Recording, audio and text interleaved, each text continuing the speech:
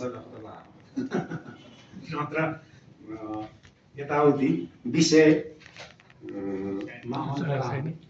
हुन सक्नु चाहिँ रहन्छ। आदरणीय नेपाल कम्युनिस्ट पार्टी नेकपा मार्क्सवादीका उहाँ त गइसक्नुभयो अध्यक्ष, किनकि उहाँलाई मैले पहिलो सम्मान गर्नुपर्छ। मेरो आफ्नो संयोजक चाहिँ त मसित हुनुहुन्छ नै र यो घोषणा सभाको संयोजनको अध्यक्षता गरिराख्नुभएका कमरेड लोकनारायण सुवेदीज्यू, यो ऐतिहासिक एकता घोषणा सम्पन्न भई नयाँ सङ्घर्ष यात्राको बाटो उद्घाटन भएको यस गर्विलो अवसरमा आयोजक समितिको तर्फबाट म सबैलाई हार्दिक आभार प्रकट गर्न चाहन्छु र पार्टीकै तर्फबाट पनि, दुवै पार्टीको तर्फबाट पनि यहाँहरूलाई आभार प्रकट गर्न चाहन्छु। एकीकृत नेपाल कम्युनिस्ट पार्टी, फेरि एकीकृत भन्दाखेरि नाम अपिल आउँछ, नेपाल कम्युनिस्ट पार्टीको तर्फबाट आभार दिन चाहन्छु। आज हामी यहाँ साझा विश्वास प्रतिबद्धताका साथ नेपाल कम्युनिस्ट पार्टीको झन्डामुनि उभिएका छौँ। यो विश्वास हो कमरेड पुष्पकलालले देखाउनु भएको नेपाली जनताको मुक्ति र समाज रूपान्तरणको ऐतिहासिक मार्गप्रति हाम्रो अटल आस्था। यसले गर्दाखेरि हामी चाहिँ यहाँ उभिएका छौँ। सबैभन्दा पहिला हाम्रा मूल प्रेरणाका स्रोत र व्यक्तित्व कमरेड पुष्पलाल, जसको त्याग विचार नयाँ जनवादी क्रान्ति हुँदै वैज्ञानिक समाजवादको मार्गदर्शनले हामीलाई निरन्तर अघि बढ्न ऊर्जा दिएको छ, उहाँप्रति श्रद्धासुमन हामी सबैको तर्फबाट गर्न चाहन्छौँ। दुवै पार्टीका संयोजक तथा अध्यक्षहरू, हाम्रो संयोजक उताको अध्यक्ष, केन्द्रीय सचिवालयका सदस्य कमरेडहरू, पोलिट ब्युरोका साथीहरू, दुवै पार्टीका केन्द्रीय समितिका सबै साथीहरू, यहाँहरूको निरन्तर यहाँहरूले गर्नुभएको धैर्य, दूरदृष्टि, मार्क्सवादी निष्ठाका साथ एकता प्रक्रियालाई सफलतापूर्वक निष्कर्षमा पुर्याउन निर्णायक भूमिका खेल्नुभयो। तपाईहरू सबैप्रति म धन्यवाद ज्ञापन गर्न चाहन्छु। हाम्रा दुवै पार्टीका एकता वार्ता समितिका साथीहरू, नेपाल कम्युनिस्ट पार्टीका पुष्कर गौतम, महादेव पोखरेल, वीरेन्द्र कुँवर, मुकुन्द आचार्य र म समेतलाई, त्यस्तै मार्क्सवादी पट्टिका त्यसका संयोजक बिके अर्याल, त्यसका महासचिव युवराज नास्तिक र त्यसको चाहिँ नेता पवित्र थैबाज्यूलाई पनि म उहाँहरूको जुन चाहिँ निरन्तर रात दिनको मेहनत, बहस, अथक महिनौं दिनसम्म चाहिँ जुन गर्नुभयो, निद्रा भन्नु भएन, आफ्नो व्यक्तिगत चाहिँ समय भन्नु भएन, यो एकतालाई निष्कर्षमा पुर्याउनको लागि जुन मेहनत गर्नुभयो उहाँलाई पनि म दुवै पार्टीको तर्फबाट धन्यवाद दिँदै आभार प्रकट गर्न चाहन्छु। यहाँ उपस्थित पहिला त यही डबली संवाद डबलीका चाहिँ पत्रकार साथीहरू, संवाद डबलीका चाहिँ सञ्चालक मित्रहरू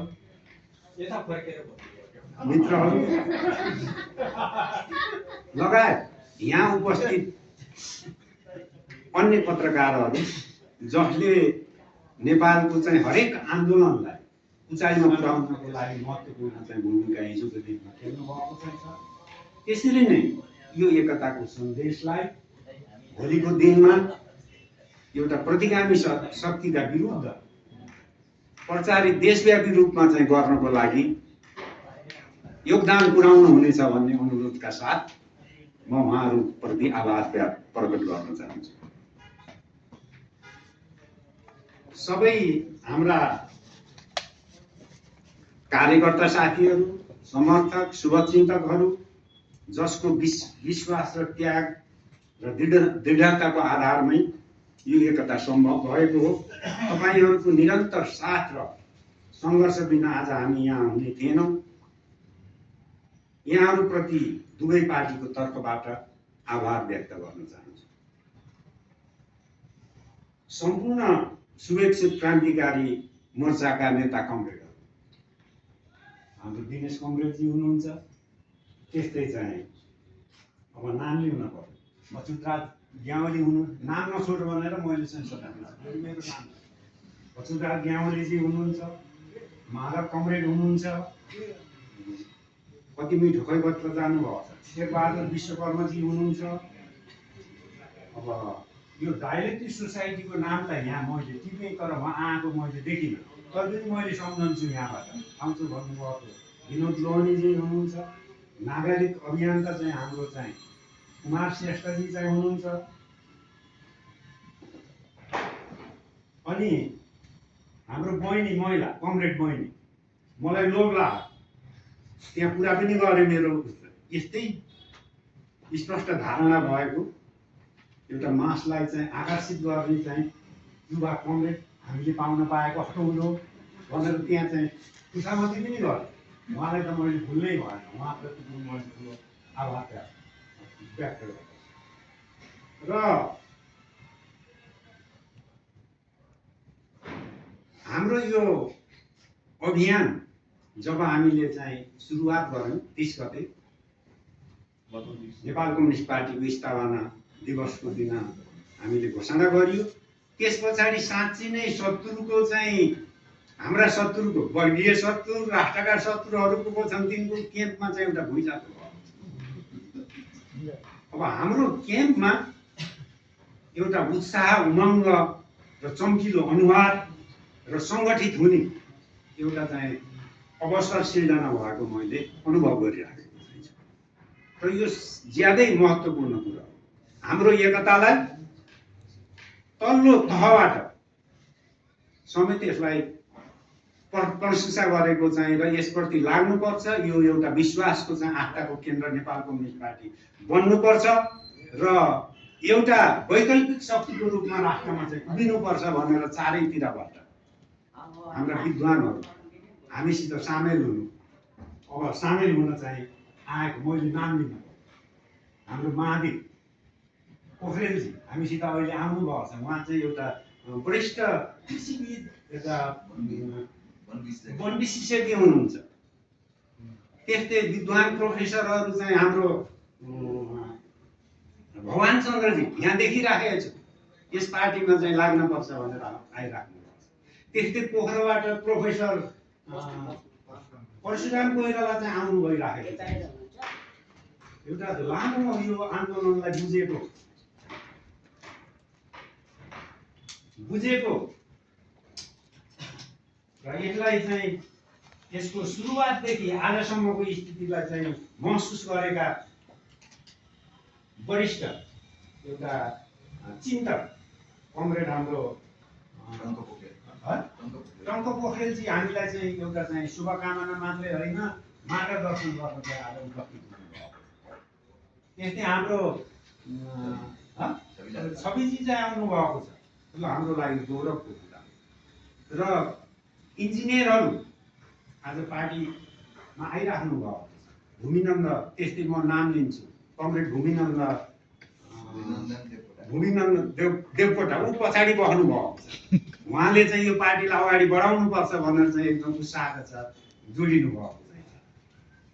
त्यस्तै मुलुकका हर कुनाबाट यो समाजलाई चाहिँ मीन ढङ्गले चाहिँ हेरेका समाजविदहरू, समाजशास्त्रीहरू, यहाँको चाहिँ अर्थशास्त्रलाई चाहिँ अगाडि चाहिँ यहाँ चाहिँ डाक्टर फत्तबहादुर प्रोफेसर आउनु भएको चाहिँ उहाँले पनि हामीलाई चाहिँ एउटा सद्भाव र हामीलाई हौसला दिन आउनुभयो। अहिले त जानुभयो, हाम्रो कार्यक्रम त्यही हो, लामो हुन्छ होइन, जानुभयो।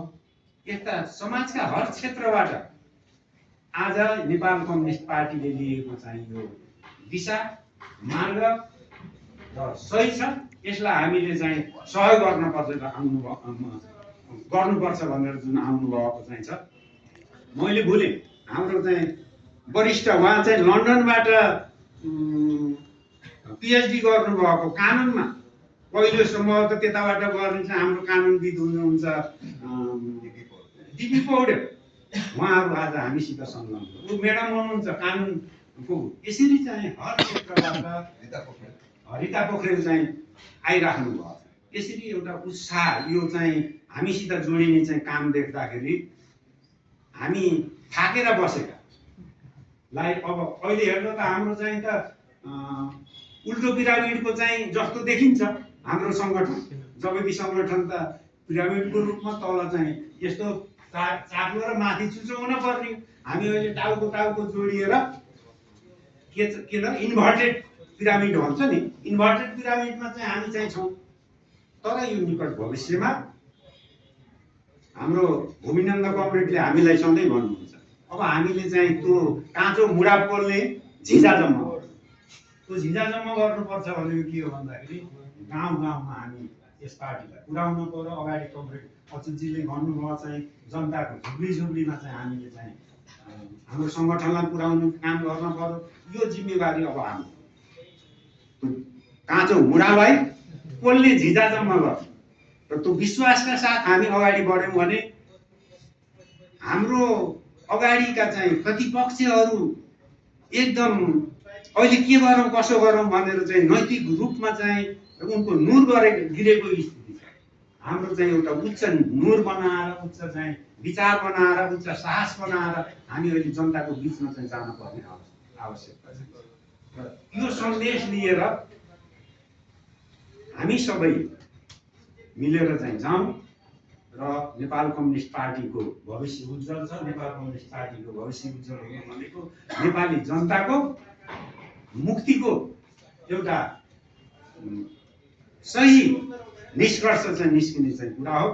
र हुन चाहिँ लाग्छ हामी विभिन्न पार्टीमा पनि चाहिँ छौँ, तर मूलत हामी अब मार्क्सवाद लेनिनवादमा चाहिँ अटुट आस्था राख्ने, त्यसैको विश्लेषण गरेर चाहिँ नेपाललाई परिवर्तन गर्न चाहने।